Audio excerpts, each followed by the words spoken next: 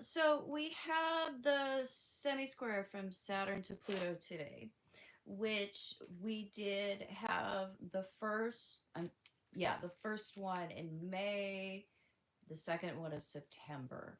So this is the third of three semi-squares that have social and political and institutional consequences. They will show up in our personal lives, but when we're looking at the outer planets, particularly with Pluto, we're looking at how do needed changes to the system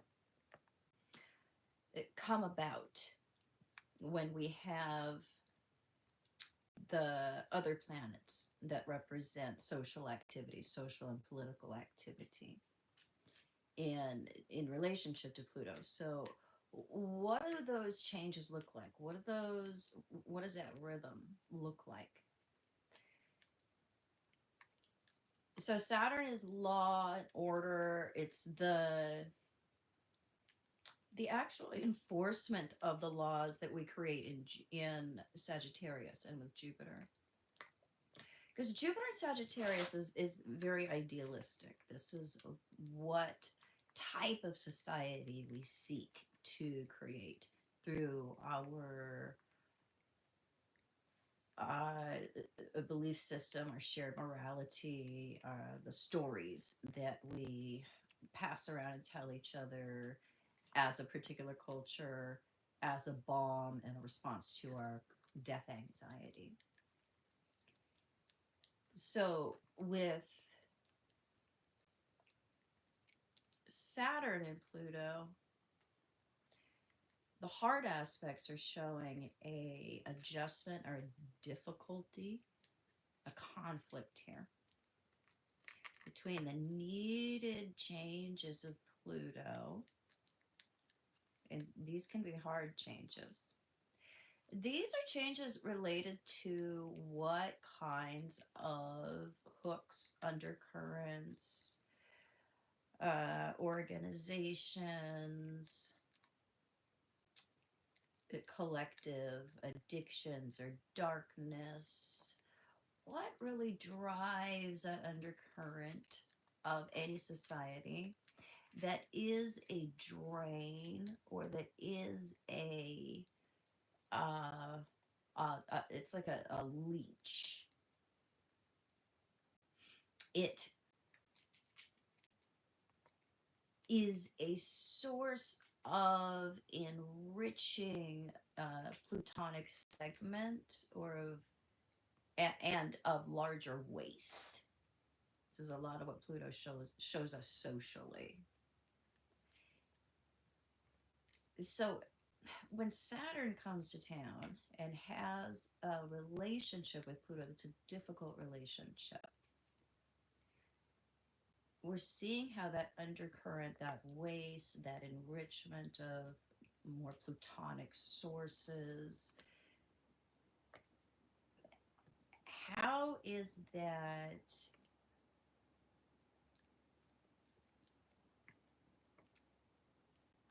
coming up against tradition?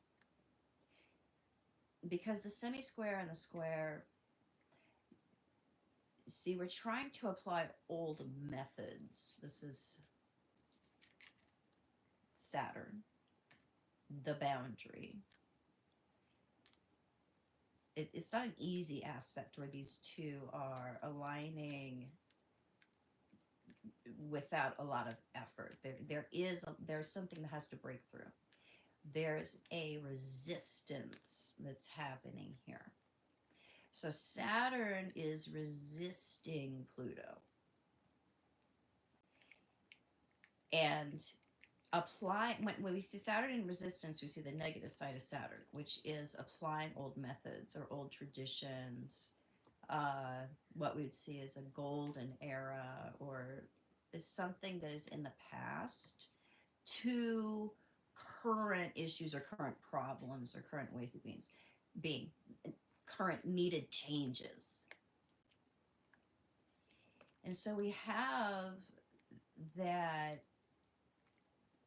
push. Pluto's always this relentless push towards change at any cost.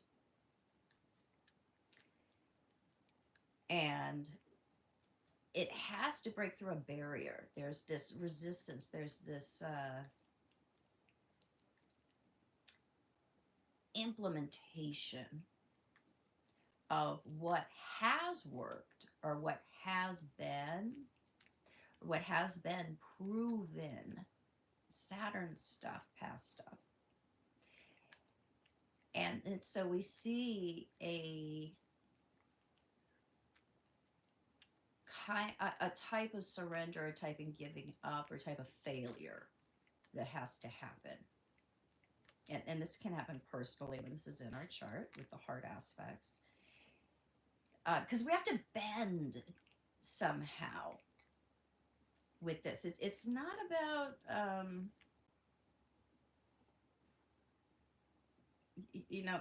accepting defeat that is like against us. It's us recognizing, or as a collective or society or as a movement, there is a point in time, recognizing that some amount of cooperation or humility or acceptance of new methods or of new ideas or of new ways is the solution.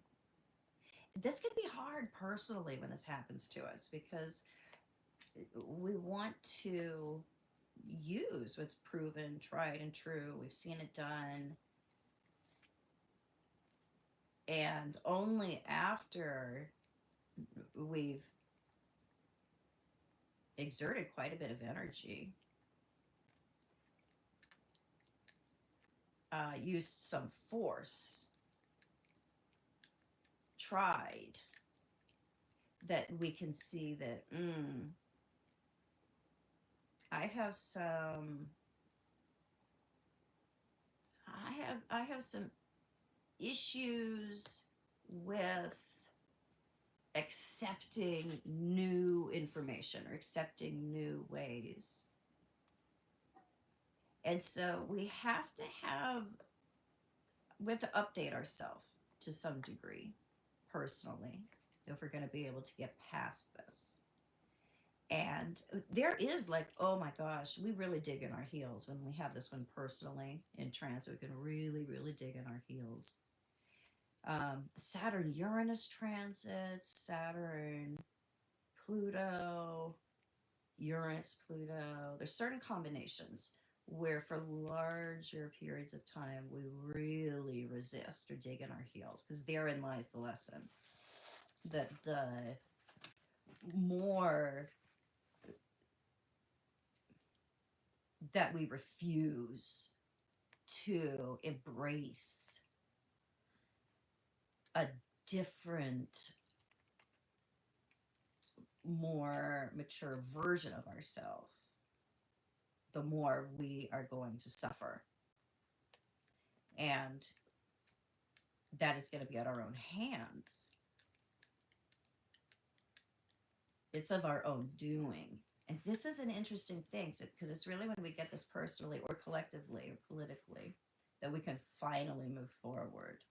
But there's an acceptance of, oh, I've applied some thinking, some techniques, some tried and true things that have worked for me to a certain situation, and then I've really dug in my heels.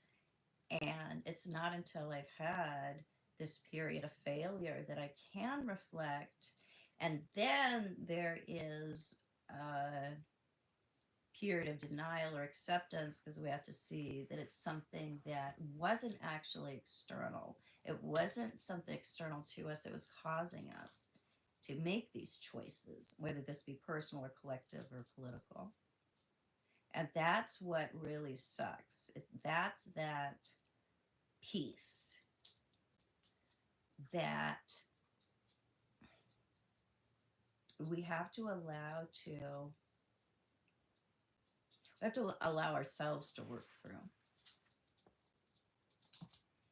because it's a semi-square. We're getting from the conjunction to the next big aspect, the square square. So we have some of the conjunction, some of the square conflicts that are coming into this. What is more external with the square and what is very personal with the conjunction. So we do have to take some personal responsibility, whether this is in your own natal chart that this is going on, or as a result of this being collective. There does come a point where we see the failure of, using outdated methods or thinking or techniques to this really urgent push for changes, letting go, changes to that undercurrent. What it is, it's depleting. Pluto is the sewer of any society.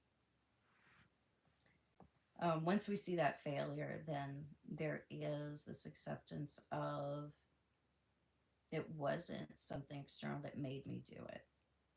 It was as a result of my own fear of adapting or adopting new ways, because that always does involve this need to give up this outdated version of ourselves. So it's really not until we are over that cliff of failure, different than a sesquiquadrate where we're almost to the cliff, that we see the failure.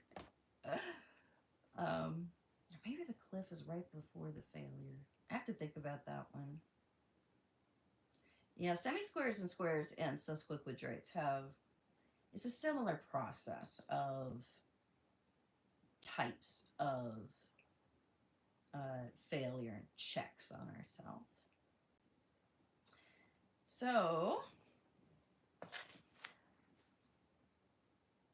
we see the response to this period of time, either if this is happening personally or collectively. We see the response to this when we have the square that comes up, the next major aspect between Saturn and Pluto. So that builds that tension, that friction that we see there, builds on what happened at this point with the semi-square. And then we see that also translate, well, no, then look at the trine. Oh, no, we get to enjoy the sextile first. I might have to do a longer talk about this. So we do have a chance for regrouping, for readjusting, for getting it right at the sextile, and then that is once again tested at the square. So we will see what happens here. We don't see right away. We see after we have the institution of these things, and all of that occurs, builds, until we get to the next major aspect. Alrighty, so that's what I got today. I've got something coming up. I will connect with you guys tomorrow.